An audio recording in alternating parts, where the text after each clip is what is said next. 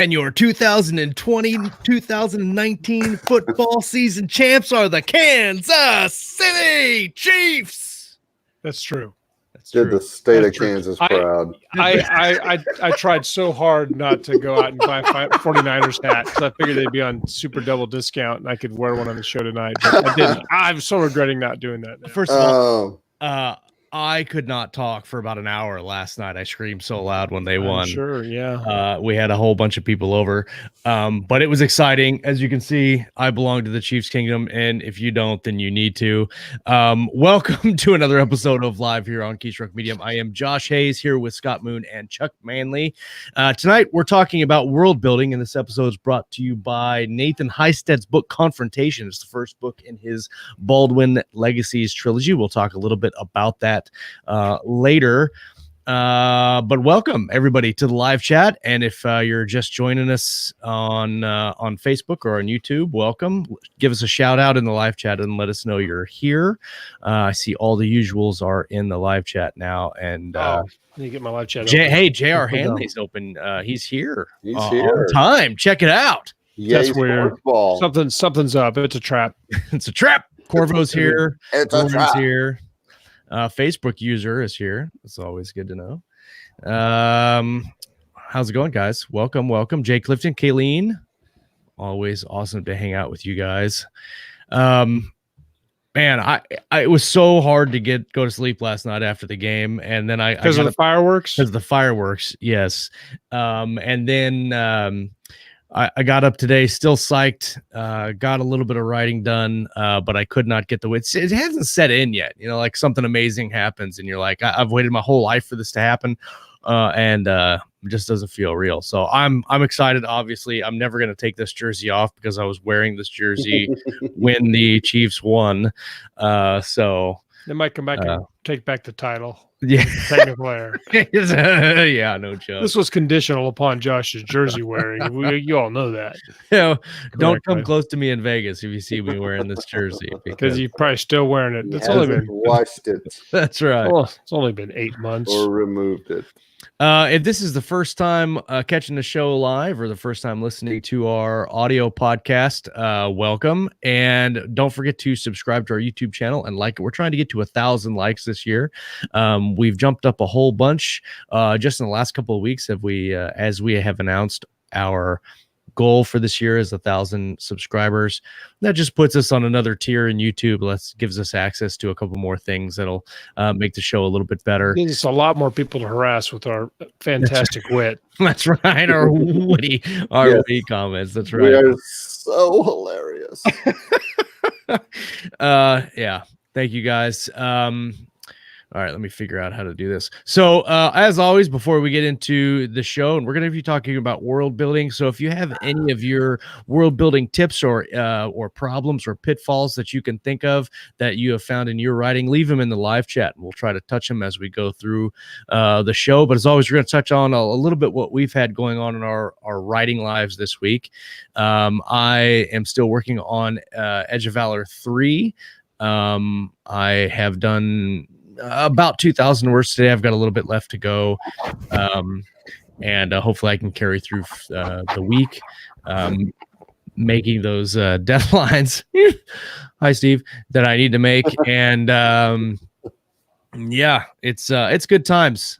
And I just actually we were talking about character and dialogue last week, and I just finished watching True Detective seasons 1 and 2. I binged watched them both in like a week and a half.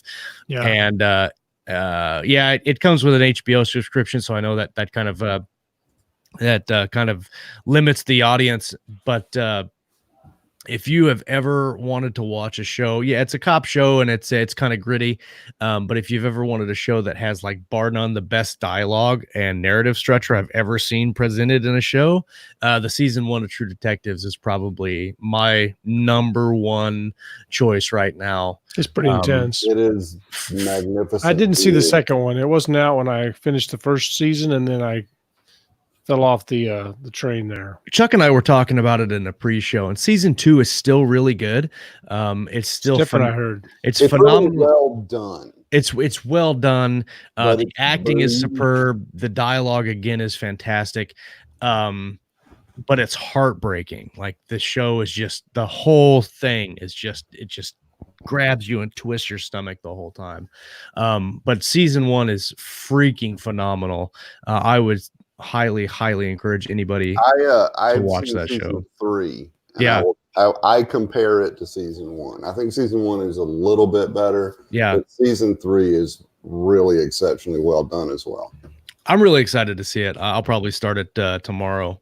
But it's got me kind of excited to kind of look at some of my own projects that I wanted to do this year. And I've had an idea for a modern day crime thriller that I've wanted to write almost as long as I've wanted to write Valor, the first one. So watching True Detective has got me making some notes and doing a little bit of typing on my laptop on scenes and stuff that I want to kind of write in that thriller. So productive week, kind of an inspiring week, checking that stuff out and making a list on stuff that I want to work on this year. So what about you, Chuck? What do you got going on this week, buddy? Still chipping away at Jack Dark Book 1's Dark Devices because, hi, Steve. Oh But man. listen, the whole deadline thing, I blew past that months ago. It's really a suggestion, really. It made the nicest whooshing sound as it went by. But those guys have been exceptionally cool about it. But anyway, chipping away at that. I really hope I can have it done by the end of this month. We'll see, life and everything. Right.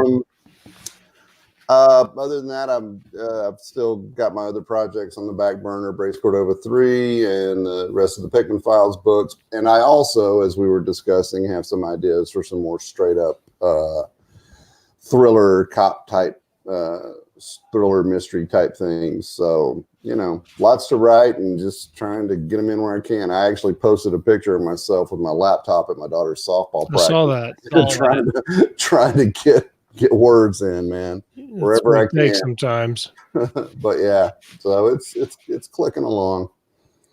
What about you, Scott? Working on Reaper 10. I'm about 30,000 words into that. That one's clicking along pretty good. And since I like to be a follower, and I want to fit in with you cool guys, I also have a Athon project that I'm not behind yet, but to stay not behind, I'm going to have to write probably 14,000 words a day for the next 2 weeks on that project alone. So I might get a little bit behind on that one. But that's called 13 Mercenaries. It's got a long story. The first book in that series is written, but they wanted me to kind of bang out the next 2 before we went ahead too much. Oh yeah, good rapid release. Yeah, so we'll see how that goes. I really like it. It's an interesting story. It started out kind of a World War I style trench warfare type and like on a battle planet, and then it's book 2 is a little bit different because they're off the planet now. So that was cool. And also, since I like to follow you guys and say whatever you guys say, I've been working on a thriller. Yeah, because so one couple interesting things all my friends know about me is that one, I haven't seen a course I don't like. So generally, if I see these courses on Facebook, one course, how to take courses course, and I will buy that and then do about half of it. How to get the most out of taking courses on this course taking. Yeah. How to stop taking so many courses because you're a course taker. But yeah, so that's one of my things. But then I also like to buy book covers that I don't have time to write the book for. So a while back I was browsing pre-made book covers. Well, it's really hard to find good pre-made book covers for like fantasy or sci-fi, but you can find some pretty good in other genres. And I found some really good thriller covers, and I think I have 5 of them now for this series I haven't written yet. So last week I was working on the thriller a little bit after I hit my Reaper words. So my routine is I write Reaper words and then I do all of this stuff, so. Oh my God. That's fantastic. So I just copy you guys, I don't have a hat or anything yet. I'm going to have a hat, but I don't really like this hat and I can't get into the hat because the kids are doing their nighttime bathing rituals. I don't want to go traipsing to their grabbing hats out of my closet. So. Well, you gotta have a good hat, man. Yeah, and I finally brought my space heater in from the garage, put it down here in the basement. So now it was super cold down here today. It was really nice yesterday. The kids were playing outside. We had all the windows open. Everything was nice. Everything was relaxing. I'm sure everybody was like like hearing us yell and scream at the game last night, Mhm. especially before the last 8 minutes. And then today we woke up and it was like, I don't know, like 6 degrees outside or some crazy. I mean, it probably wasn't that cold, but it was super cold. And it was dumb, but that's Kansas, right? I ran into Fomachon at Costco, and we were talking about the end of the game, right? The last quarter. Yeah. A lot of people, and so he said that he had some family members who had left, and they only realized the Chiefs had won because by the time they got home, the fireworks are going off all over Wichita, right, and stuff. So, but he told me about a game, and I haven't seen it, but I remember hearing about it where I think it was like the Seattle Seahawks, and they were like 20, they were down like 20 points, and everybody left. Well, then they just went to town and started just slaying it. And then people were like trying to fight to get back in the stadium, but security wouldn't let them back in because they'd already left. And then they went on to win, made like 70,000 touchdowns or whatever. It's so you got to stay to the finish. You definitely can't count the Chiefs out, man, especially when Mahomes is throwing the ball because, man, when he turns it on, he turns it on. They play a strong second half for sure, as we've seen several times in this series. Yeah. Or in this season, sorry. So we're talking about world building this week as kind of our series is going back to the basics of writing this year in season 5. We've covered character development through dialogue, and I want to touch a little bit about that here and on another episode too. I've got some other ideas for that, but we've got a couple other ideas that we have written down that we're going to go through this season. And I removed number 7 from the list. Oh, good. Inappropriate. You can't have. Well, first of all, you can't have step 7. We'll say it's just right out. No, it's out. So world building is actually kind of one of my favorite aspects to ignore when I do my writing. That's not where I thought you're going with that. Yeah, that's not at all where I thought that was headed. That was my clever twist in Act 3. So I like to world build as I write. I used to be a huge world builder, and I would build like I would build these, space navies and governments, and when I was a kid, I would develop warships and different classes of warships, and how many crew they had and what kind of guns they had, and all this.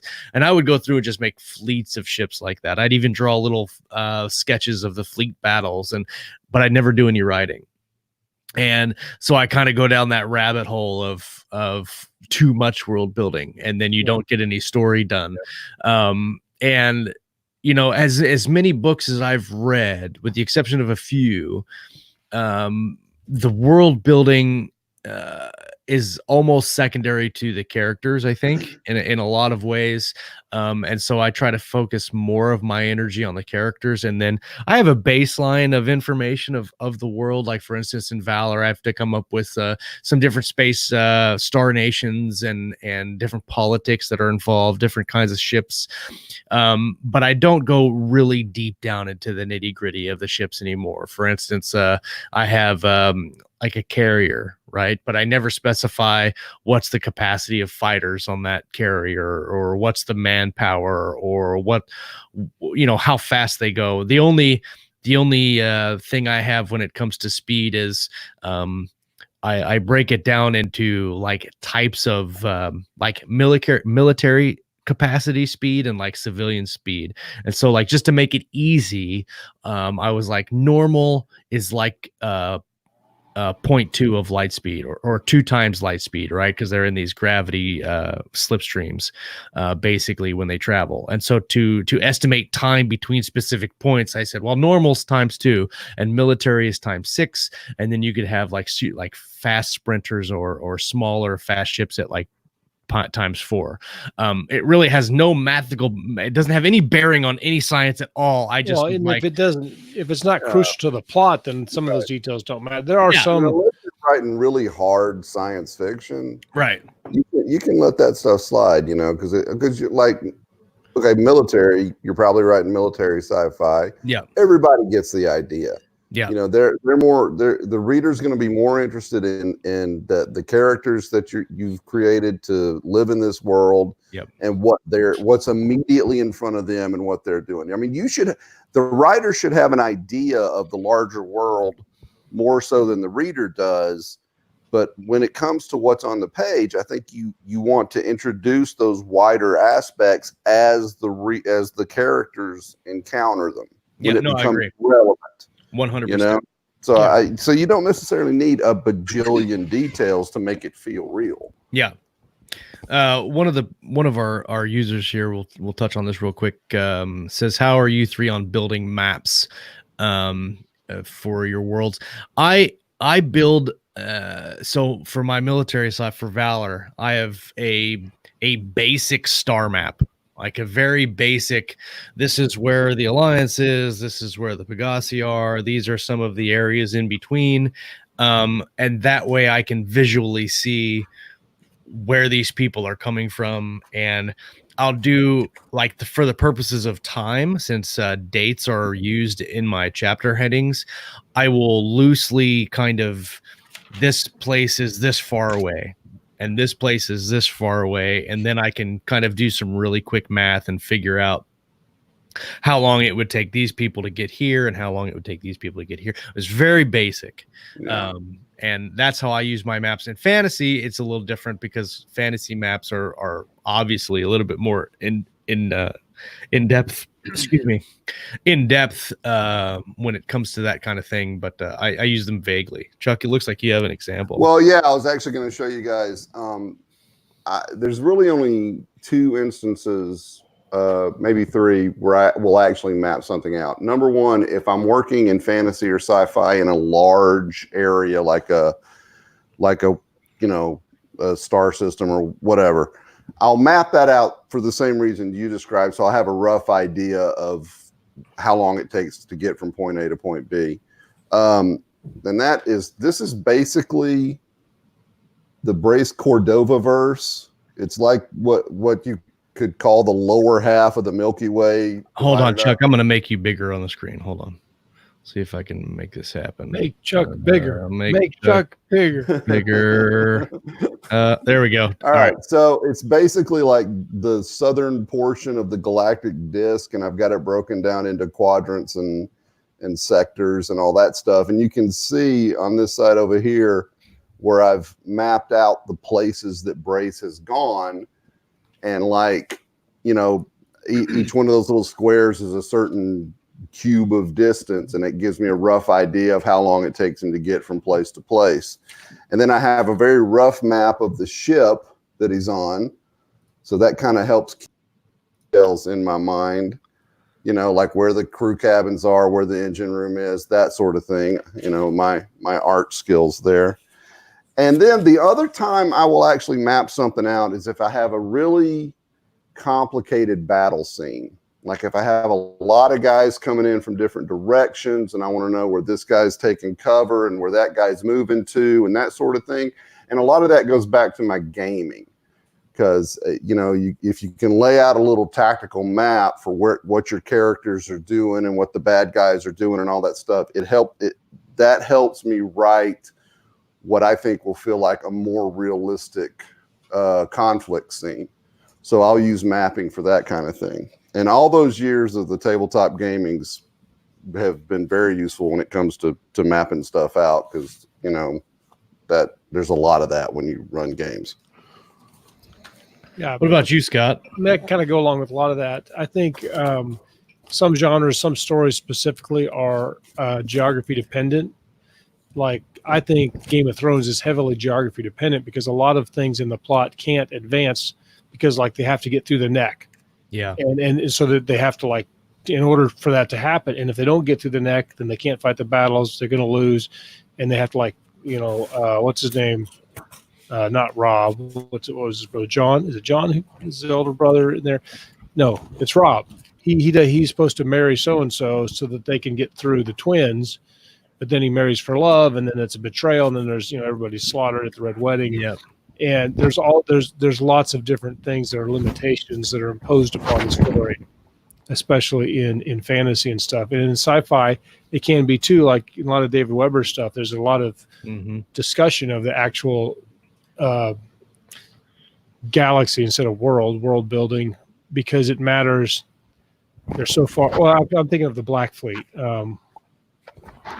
Anyway, but yeah, it's a big deal. It makes a big difference if part of your antagonist or your natural force against your people is trying to get across this massive galaxy, and you have fuel shortages and things, and it's much more important. But I like to maps inspire me. So sometimes I'll draw a map to get ideas, but like when I'm writing most of my science fiction, I'm kind of like you guys. I need to know if I say in chapter 5 they came from the east, I would also like to remember in chapter 6 that they came from the east, because I'll flip it in my head and then be like, Right.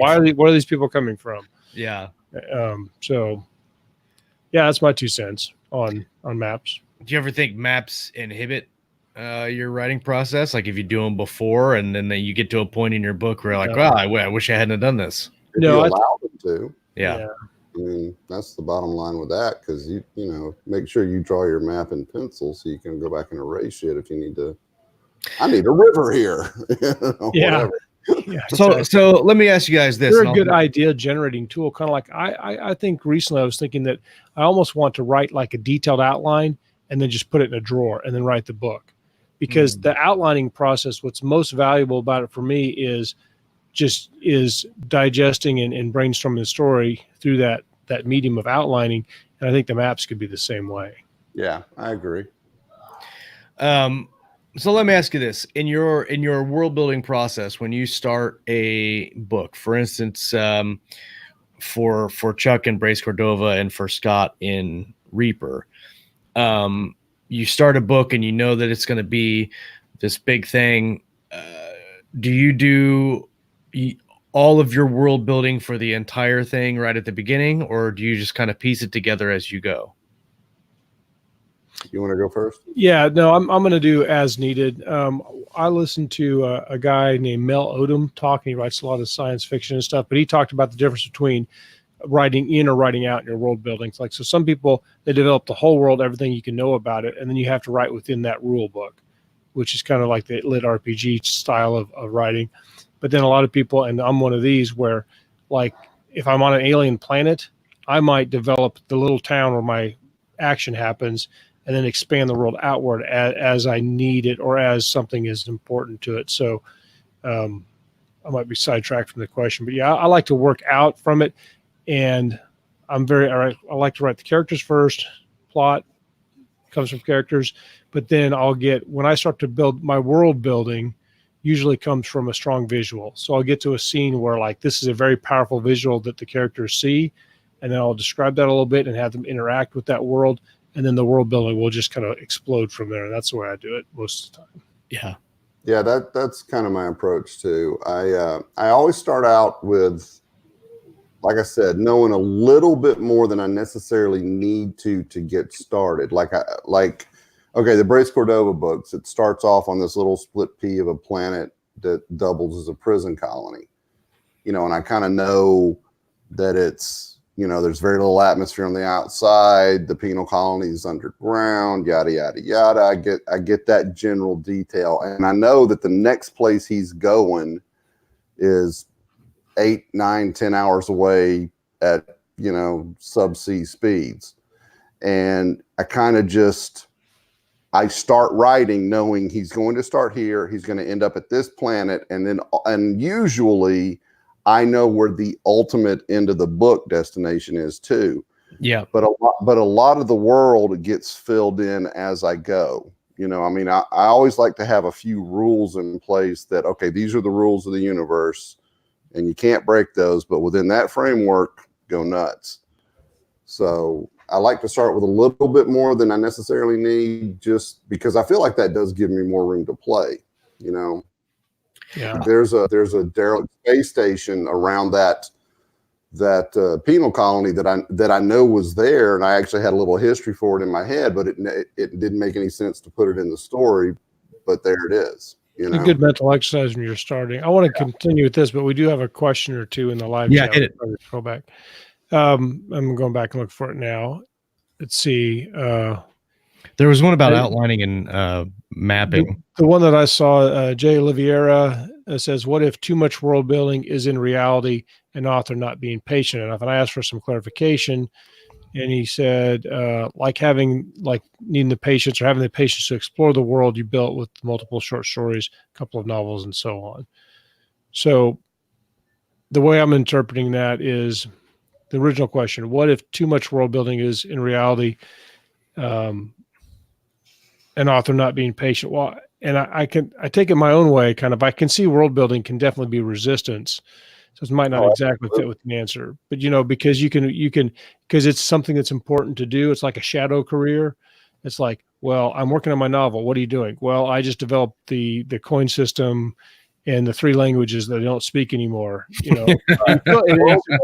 good, but it's not going to, put off writing your story. Yeah, it can get in the way. World building is not story. I mean, it may have a history, but it's not you telling a story about a character within the world that you built. So if you're trying to avoid that, expansive world building is a fantastic way to do it, because it gives you that false sense of accomplishment, like because you have done creative work. It's just not creative work probably that anyone gives a damn about reading. I used to do like really detailed character bios as part of my world building. I hate character bios. Yeah. Now I do. Now I can't stand. The only reason I do them now is to keep track of the history that I've created. But so like as I'm writing through the book and I develop the character as I go, if I think in my head, his dad said this to him as a kid, I will copy and paste that into the bio. So I have it in the bio and I can go back and look at it. What I usually do is if I come up with something like that, I'll reference where it is in the book. Yeah. And so I know that I've used it. I know that it's in there. I don't have to repeat it.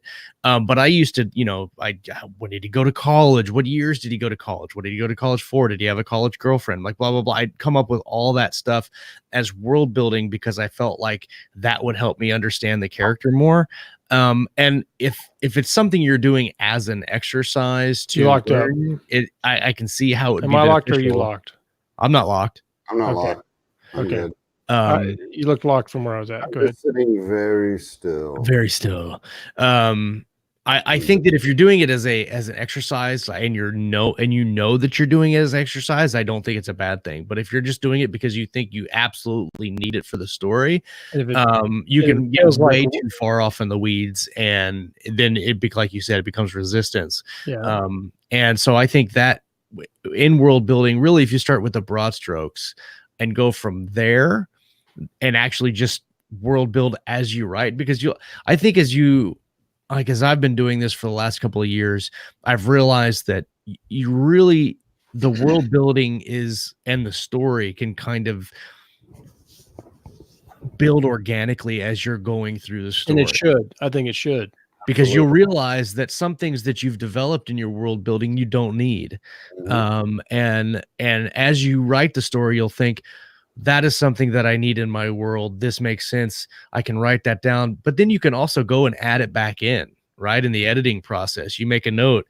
For instance, I didn't know until the end of the first Valor book that there was a cochlear implant that worked with the link, basically their personal computing system that is in my Valor series. It's basically a system of holographic screens that appear over your weak hand, and you can manipulate that and whatever. But if you're talking with somebody, it can either come off the speaker on your link, and also doubles as like your ID and like credit and all that stuff. Everything's in your hand.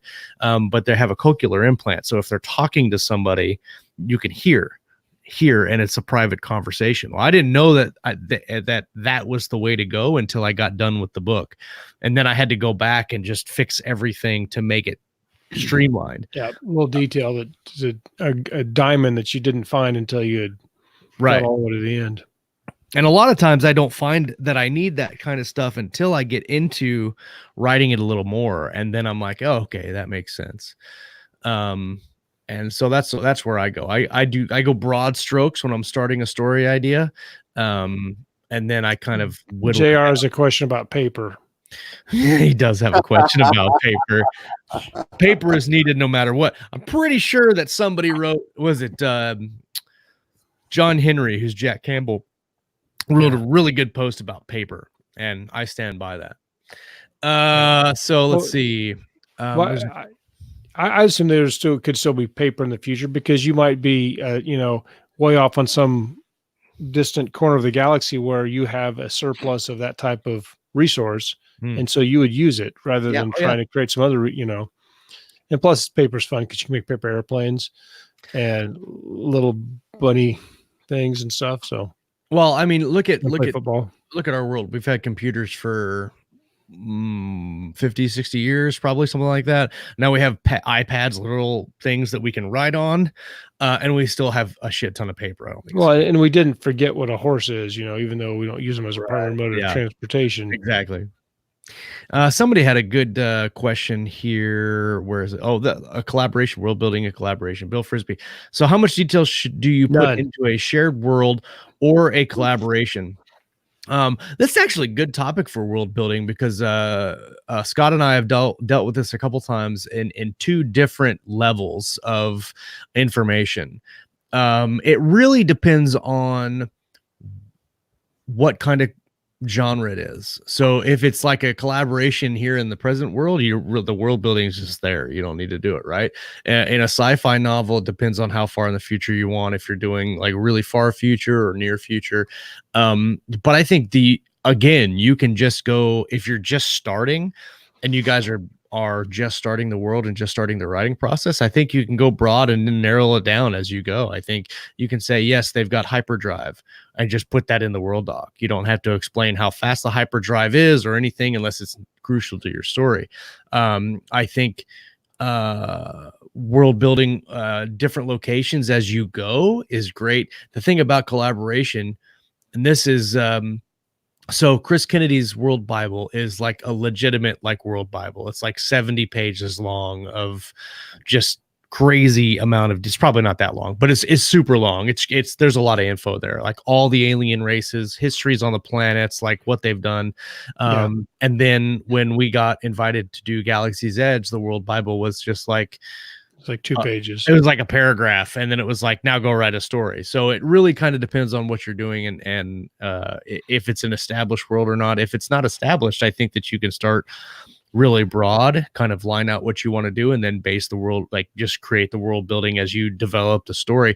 The thing about world building is, or the collaborations, is you're most definitely going to have an outline at some point. And so doing that outlining and the world building at the same time is kind of part and parcel to the story building process. So I think that you can, I think personally, and Scott and I have done this, and we've actually recorded. How many hours do you think we have, Scott? Like probably I thought we had at least 10 or 12 10 or hours. 12, Yeah. of world building. Well, more than that, because we were doing basically an hour every morning. Yeah. On that world building exercise. Scott and I were doing a project that may or may not ever get written, but it was fun as a exercise in collaboration, where we would every morning we would video chat for an hour, and my camera was always on the whiteboard, and we would basically plot out and plan out a book. But while we were doing it, we were building a fantasy world. And so we had to come up with magic systems, and we were doing this. It was all recorded on video. So if we needed to go back and look at it later, we could. And if we ever get to write the project, which I think would be a really fun project to write, it'll be some really cool, like, background material for people. Super cool. And that dovetails nicely into what I was thinking too, as you're talking about that, is that I think as in collaborations, one of the important things to use world building for is have fun and kind of get to know each other's writing styles and get in visions and just like, and dig out those gems that you're not going to find on your own. Yeah. Because you get so much more when you're kicking ideas back and forth. So I think collaborative world building should mostly be about having fun. And if it starts to feel like work, like, well, according to this formula, we need a character that is this type of character. And, and we need a magic system that does, we need the ice magic system and the fire magic system. And if we don't find those, then we're losers and we better get to work. It starts feeling like a chore. I think it's a bad idea. Yeah, no, I agree. Let's pause right there, and we'll talk about the show sponsor for this week's episode, which is Confrontation by Nathan Hystad. Sorry, I've got to pull I've got it pulled up this time, and I'm ready to go. Here's the link in the live chat. We'll also have it in the show notes as well. I know it's weird. Confrontation, Baldwin's Legacy, Book 1 by Nathan Hystad. A new flagship, an unfamiliar crew, an old nemesis. Thomas Baldwin has been appointed captain of the state-of-the-art cruise ship Constantine, named after his heroic grandfather. When their first diplomatic mission turns deadly, all signs point to the return of a former adversary, one the Concord claims to have defeated 5 decades earlier. No one has seen Baldwin's commander, Trina Starling, since her previous ship was destroyed in a gruesome battle, leaving her the sole survivor. Can her secret help them rescue one of their crew members from captivity at the enemy's hands? When the Concord advises Baldwin to walk away from a fight, he must rely on his new crew, including the AI based on his younger grandfather Constantine, to make the right decisions. One wrong step, and Captain Baldwin could be throwing the entire Concord into another intergalactic war. And this time, they might not be so lucky. Confrontation is the first book in the epic new Baldwin's Legacy series, written by the best author of the Survivor series of Doom. Of the Doomness.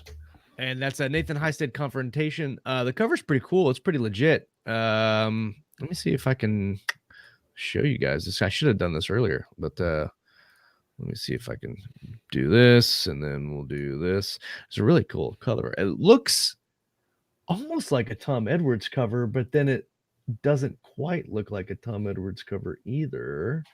So I'm not sure if it is. I'm pretty sure it is. Maybe it's a Tom Edwards stealth cover.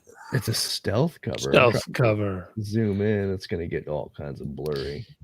I know that Nathan was really excited about this series, and I love the blurb, so I think we should all read it. I agree. Why are you not? Okay, here, we'll just show it here. There we go. I think it's a really cool looking cover myself. Yeah, it's a very cool cover, and I'm pretty sure that's Edwards. Oh, I know. Yeah, it looks like Edwards, but the ship is a little bit more organic than usually from Edwards. So, but I really like it though. It's very nice. Yeah. Okay. So yeah, go pick it up. The link's in the live chat. It'll be in the show notes also. Pick it up. Wake up, Chuck. Sorry, I'm old. True. Yeah, it's like 39 minutes past my bedtime for reals. Yeah, and I don't even have a day job, so I got no excuse. I know it, man. I know it. It's probably looking at all that heavy Chiefs swag that makes you tired. That's just wears me out. No. The weight of the world. World champs. Yeah, well, I think we mentioned that because they're not actually the world champs because they're not. Nobody else plays it. Nobody else plays it. The country champs. So let me ask you this, guys. We're talking about world building, and we're talking about our processes. What do you guys think is the hardest or maybe the most frustrating part of world building in your minds when it comes to putting your stuff together? In which genre? Whatever, don't matter. Whatever you're working on. I think world building is most important, or is a bigger part of the creative process in fantasy and science fiction.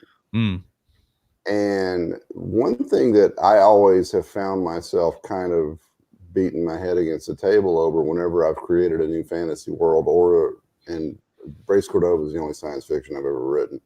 But when I was doing that, was trying to come up was populating the world with races and species and things like that weren't done to death.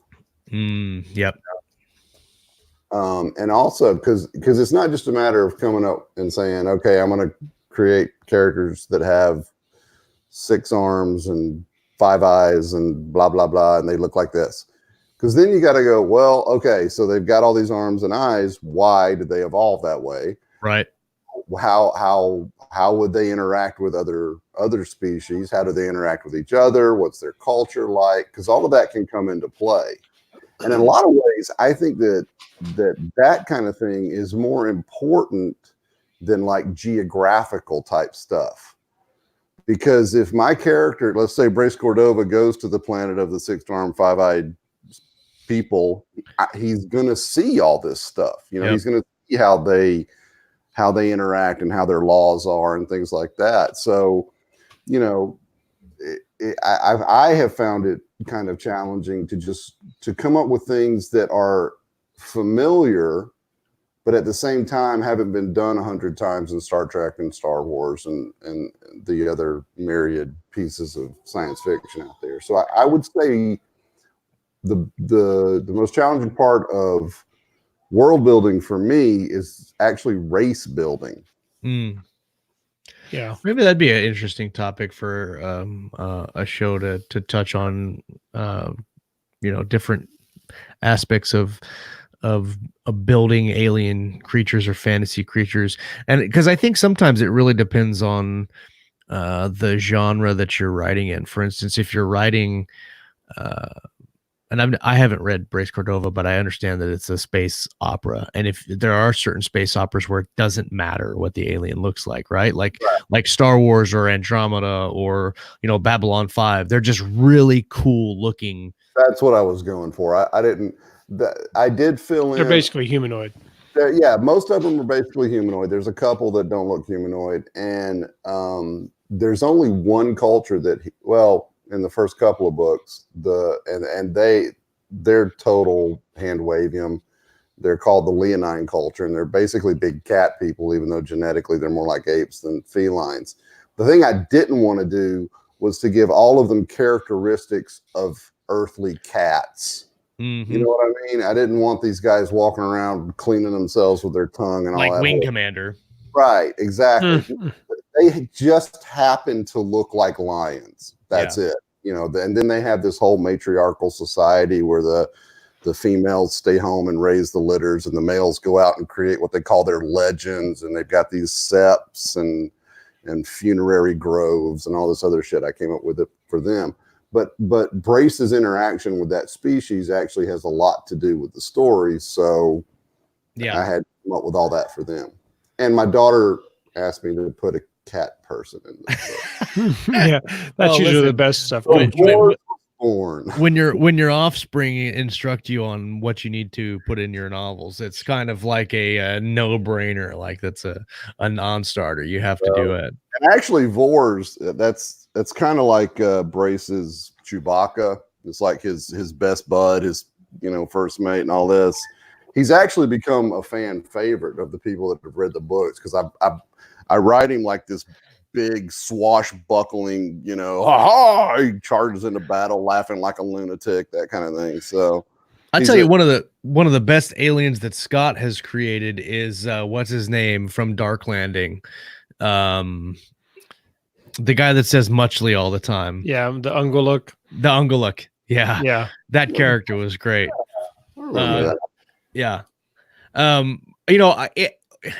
So like I was saying, like with space opera, if you're doing a Babylon 5 and you're just doing it for an aesthetic, like cool look, then it really doesn't matter. But if you do like, for instance, Morning Light Mountain in Pandora's Star and Judas Unchained by Peter Hamilton, his alien is extremely alien, not only in the way it looks, but also in the way it acts. And it is nowhere near anything that could be compared to human or humanoid or having any kind of functional thought that is anything that we understand.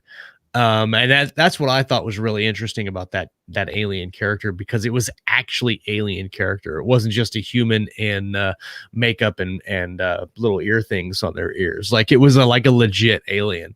But I can see and I understand why a lot of authors don't do that, is because it's extremely hard to do. And if you have a cast of characters that you need to interact with on multiple occasions, and it's a lot of them, it's a lot easier just to say they look like cats and they do one or two quirky things, but they speak English and like they have human jokes, like because it's super hard to do like 10 species of aliens and have them all do things, because then I mean, like you said, you've got to worry. If you really want to pay attention, you've got to worry about evolution and how they talk, and there might not be a primer for language comparison and all that different stuff. So I don't know, Scott. Got another race in there called the Goonian, who are little short guys, and their faces evolve to where they have no facial expressions, and they don't have lips, so their teeth protrude. So the only sounds they can make are like these clicky things. So they evolved to where they communicate through the clicky sounds and pheromonal excretions. Yeah. They can like talk to each other. That's actually very cool. I like. They're probably a riot at a party. Yeah. Tell me a joke. No, tell me another one. To communicate with everybody else, they wear these vocabulator harnesses. Yeah. That interpret the pheromonal excretions and the noises and turn them into the galactic basic language. So that they can very cool. That's cool. See, that's a cool world building detail. It gives it definitely some uniqueness and color and stuff like that. I had to think, I found a picture of an alien online that I thought, oh wow, that looks really cool, and then I had to come up with all this shit around it. Sometimes when people build aliens, they're too hard to visualize. Like in Peter F. Hamilton's book, what are the kind of the elf things that have the weird mouths, and they're like, oh, the sylphin. The sylphin. I had a really hard time because my mind kept wanting to make them elves, but they had these strange, carnivorous kind of faces, and it was hard to really get, and eventually I just made up my own image in my head. So there's a couple of questions we probably should get to in the chat. I was going to, in answer to your original question, real shortly, mine was going to be basically my biggest problem with world building is always building a military that holds up, because a lot of fans of military science fiction will not only call you out on a mistake, but be offended if you do certain things. So it's like I spent a lot of time like looking up rank structures and ship sizes and stuff like that. You think I'd be beyond that by now, but I always do that. So now I got to find these questions. Nathan Peddle asked one. Is this one you're looking at? Yeah, he has a couple of others too, but that's the one I was going to go for. The question is, what if you world build for not a single story, but for a universe of many stories? I think the same approach could be taken that we've been talking about, is starting broad and then working deep. I think I had an idea of doing this with with the universe that I have written my Valor series in, where I could take and write different story. Like I could write a space opera series in it, or I could write like a YA or a middle grade series in the universe and still use all the technology. I think the world building is the same. The thing is that you can still write broad strokes. You can write stuff in your world building that you don't use in one book, but that it exists and you can use it in another book, or you can just expand upon your world building in the next story. The thing I think about doing this and kind of maybe getting carried away with it is you write one book and either you publish it or you sell it or whatever, and then you've built this entire universe for the series that you think, oh yes, it's going to carry me over, and maybe that first book doesn't do anything, and now you have spent all this time world building for the series that doesn't do anything for you financially. So what I would do in this instance is create the universe as a broad stroke, and then use the stories as the building tools, and then build as you go, and create a really good story. And if people like it, then you can expand the universe. For instance, David Weber, going way back to on Basilisk Station, you get a little bit of everything in that book. It's still kind of in depth, and it's a lot more in depth that you get in a lot of indies nowadays. But for a first book, it's just basically focusing on one incident in one part of the galaxy. You do get a little of the Haven culture, you get a little bit of the Manticore culture, you get I can't remember what the aliens on the planet Basilisk Station were called, but you get a lot of that. But you get basically like huge broad strokes of what's going on, and you don't even really get to like the really deep aspect of the Haven world building until you get to like book 3 or 4. And even like in book 2, he goes to that religious planet. I'm sorry, I can't remember what it's called, but they do a lot of world building on that planet. And then you grow exponentially as you go through the series, and you compound that world building and make it bigger as you go. That brings up something. I'm sorry to interrupt, but no, you're good. We've all watched the Brandon Sanderson series. I remember back when we first started doing the podcast, we were watching the first one he did, but he talks about world building and how there's a learning curve. Yeah. And so, like just what you were saying is, if you start with the minutia and these really important details that are very technical and stuff, then it makes the learning curve really steep. Like you start and you got to immediately learn like a new language. Whereas, and that's why a lot of fantasy that is like portal fantasy, where you're in the normal world like Harry Potter, and then eventually you wind up in the magic world. It has a much more gradual, slowly ascending learning curve, and because it starts with stuff we know. And so I think that going broad, like you're talking about with David Weber, you can get that stuff, and then as you become more vested, then you go in towards details that are interesting. Agreed. Very important. Yeah, I think if you're going in with the idea, okay, I'm going to write multiple stories with different characters and different places within this world that I'm creating, I think one of the most important things you want to do is establish the unbreakable rules right off the bat. Yes. Like if it's science fiction, have they found a way to break light speed? Right. Do teleporters and energy matter transference, does that sort of thing exist like it does in Star Trek? Find the hard and fast rules that cannot be broken, and make sure that every character in every story in every place works within those boundaries, and that will give all your different stories in that universe a kind of consistency between them, so that the reader always feels like they're in the world that you built. Yes. One of the I'll use this example, and I hope she doesn't get mad at me for using this as an example, but one of the things I've seen about world building on a grand scale, and this is for people that feel like they have to world build an entire thing before they write this big series, and they build it up in their heads to be this massive thing. Kayleen had this Corinthi thing that she was working on for years. It was so massive. And she had literally notebooks and notebooks of building. And I think of this because of her comment here: when you get beyond the scope of your plot and story idea, if you're worried about getting lost in the world building, there was so much that she wanted to do with the story. It was so big, like extremely big, that in your mind, it becomes extremely hard to conceptualize on a very simple basis. What is this story about? Right. And it's about everything. And once you lose what the actual story is about, the world building means nothing. And you would ask Kayleen, I knew it, and this is not a dig at Kayleen. This is just a very good example of what happens when you let the world building kind of explode and germinate. It becomes its own thing.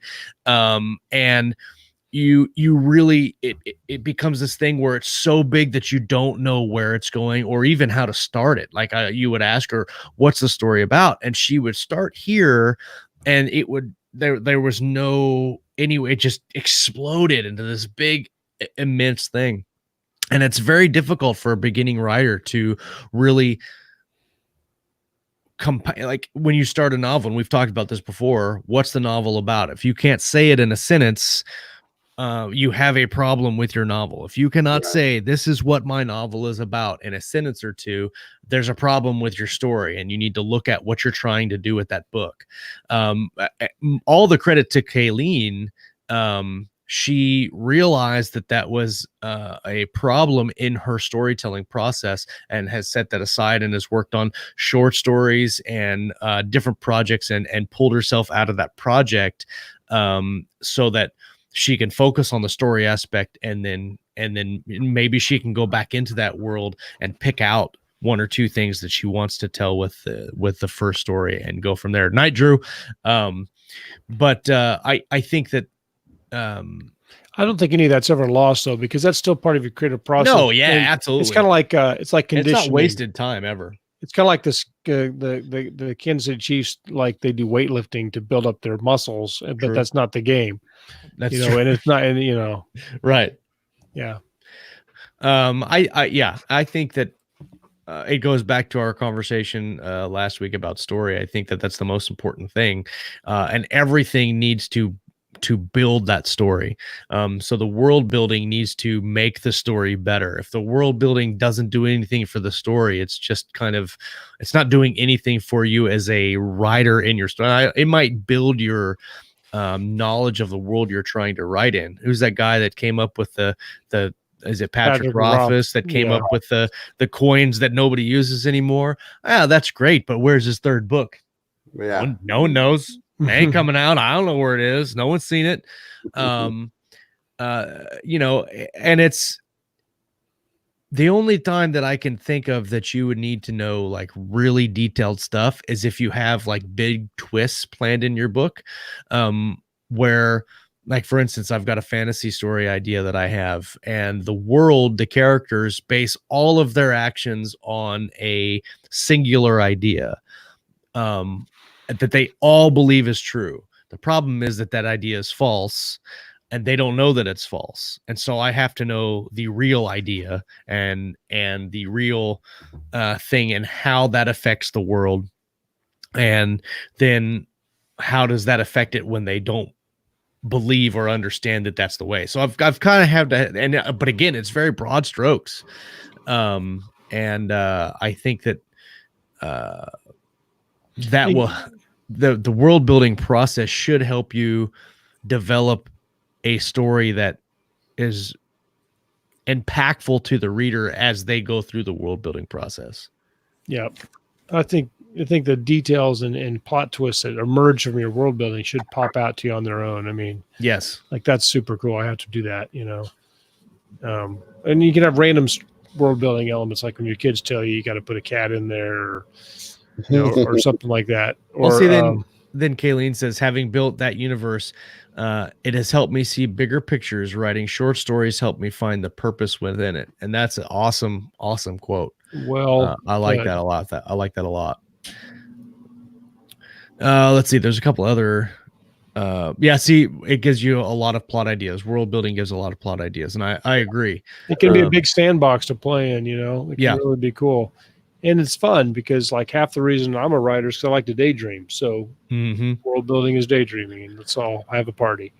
Well, especially if you're doing like epic fantasy kind of stuff, because, you know, if there's the MacGuffin that you got to go get to save the queen or whatever, you know, this place that it's in is going to have a history of how it ended up there and all this other stuff, you know, and all of that can play into the character's experiences dealing with that. You know, if you know that the place was built a certain way because of a war that was fought there 1,000 years ago or whatever, you know, it all that can inspire you to put obstacles in your character's path. So that's, you know, it definitely is a creative exercise for sure.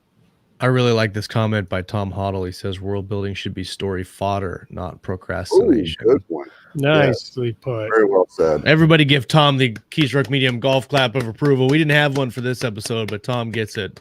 I don't care who the first comment was. He gets it this time. Let's see. J.R. Hanley says, I world built once the book tank. Now I play in other people's sandboxes. Whatever works for you, JR, buddy. That's right. Whatever works, man. You know, and that's the thing, you know, it might not be your world building. It could just be the story. And that's all. Could just be the nobody. Could be a million factors of marketing. But selling it is a whole different cup of tea. Yeah, there's a lot of great books sitting out there that are not selling, and we all know that. And you know, in great fashion, I wanted to write Valor as this like very gritty and complicated, highfalutin type book, right? And now I'm on the third book, and I'm like, man, I just really want to write a shoot 'em up John Wick book. Like, I don't even want to have to complicate it out, man. I just go from A to B to C and call it square. So it's you know, I like world building. My favorite thing is is kind of combining the two, is plotting and world building at the same time, and doing really broad stroke work. I actually like doing that more than I like writing. Like Scott and I have talked several times. He's a huge, like, fast, complete, like, massively. He just pounds the keyboards and words come out, and I sit at the screen and I'm like, "Buh." But if I'm planning a story, I can go through a legal pad like nobody's business. Like, I'm just like, that's a great idea. So yeah, good times. Well, we have come to the end of the hour, and that means we're going to have to wrap it up. Thank you, everybody in the live chat that came out and hung out with us tonight on this Monday. It's always good talking with you guys, and we had a lot of good interaction and questions in the show. If you have any questions that we didn't get to, or that you think of after this turns off, or if you're listening on the live feed and you have questions that you'd like us to touch in another episode, you can join us on our Facebook group, Keystroke Medium on Facebook, and put them there in the group, and we will get to them in another show. Always like having the interaction there in the Facebook group. If you have not subscribed to our YouTube channel, go and do it now, and then create several ghost accounts on Gmail and also subscribe. I'm kidding. I'm kidding. We're Not big, kidding. wear one of those board signs on the street and then tell people it says, sign up for Keystroke Medium. That's right. Share it around on Facebook. Get your friends to like us. Get your mom to like us. She doesn't ever have to watch a show, but make her subscribe to the show. We would greatly appreciate it, and it would help us out a lot. And yeah, good times. I'm trying to find who. I'm not sure who comes on Thursday night. Let me see if I've got it on the calendar somewhere.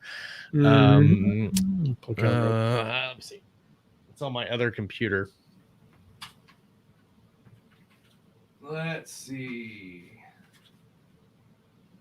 Of course, I typed it in wrong. I was, let's see. Okay, calendar.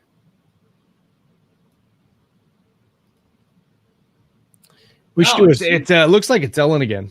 So Ellen was on last week on Thursday night, and they had a really good episode about Chiefs in Space. Yes. Chiefs in Space of Doom. I think Tom said when you were looking for who was on the show next Thursday, he said Lauren and Kayleen. Is that helpful? Oh, it's extremely helpful. It's very, very helpful. Good start there. No, good start. 2 out of 3 is not bad. Thank you. I'm retracting your Keystroke Medium golf clap of approval. Gone. How do you do it? He typed in colander instead of calendar. Yes, I did. It looks like Ellen is going to be on the show on Thursday with Lauren and Kayleen.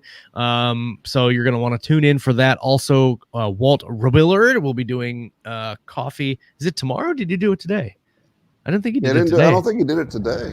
Might be tomorrow. Missed it today. Damn it. No, I don't think he did it today. No, I think doesn't he do it on Tuesdays? Maybe he does.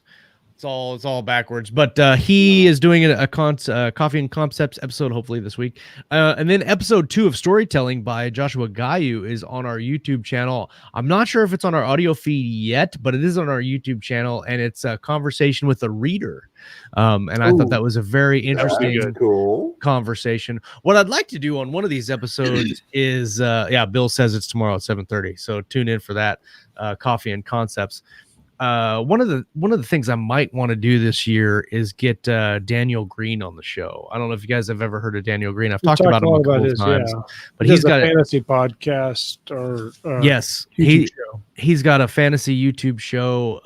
He's actually had Brandon Sanderson on his show, and I think he is an aspiring writer, but he's a huge reader, and that's what he bases his YouTube channel on. And so I think it would be interesting to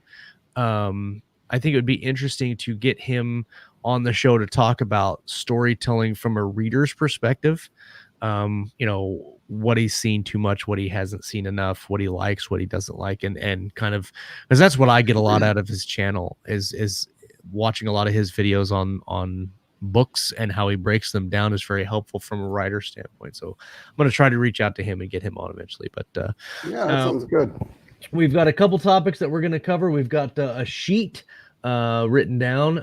But if there is topics that you guys think of and that you want us to touch base or cover, send either Chuck or Scott or I a message on Facebook, or you can also email us at keystroke@gmail.com, and we'll put it on the lineup of awesome topics that we're going to cover this year. So until next time, well, guys, we'll see you later. I'm Josh Hayes. That's Scott Moon over there. That's Chuck Manley down there. We're going to come back next week, talk about reading, writing, and everything in between right here on Keystroke Medium. Right Later, here on guys. Chiefs Kingdom. Chiefs Kingdom, Roll Tide. Kansas City. Roll Tide. Shut up, Chuck.